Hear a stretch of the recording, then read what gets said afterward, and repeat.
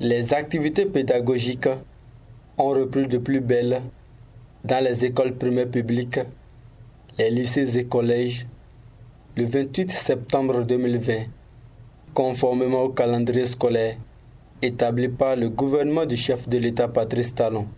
Dans la ville de Parakou, le constat est effectif.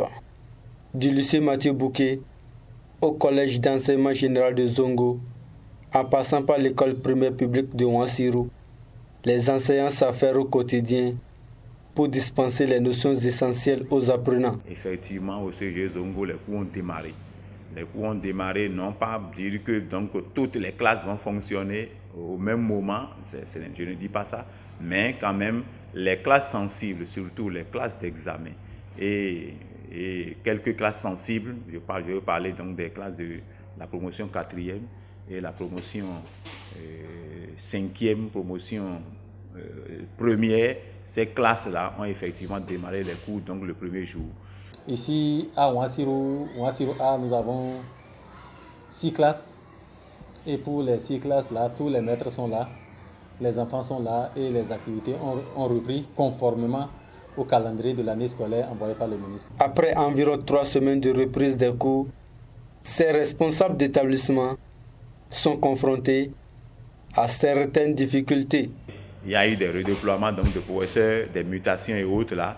Tous les professeurs ne sont pas venus donc, prendre service en même temps pour prendre leur emploi du temps et rejoindre donc, les salles de classe. Nous avons eu des difficultés à ce niveau-là pour ces quelques ratés là, on a eu ça.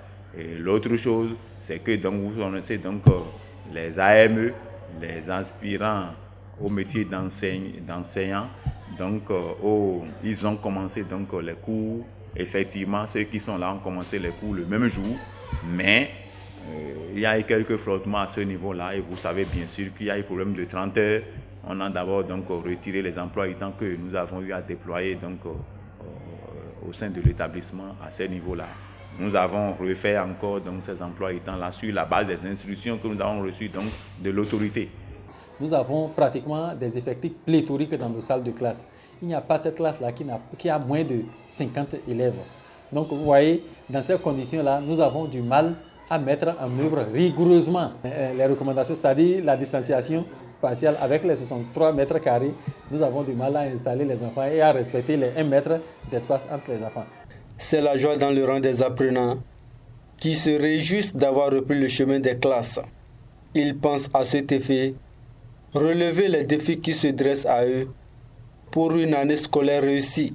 Ça se passe bien, les professeurs viennent, ils nous donnent leur emploi du temps, les contrats didactiques et aussi comment on doit se comporter durant toute l'année et aussi de respecter les mesures barrières. Les horaires sont favorables et puis on se débrouille pas mal.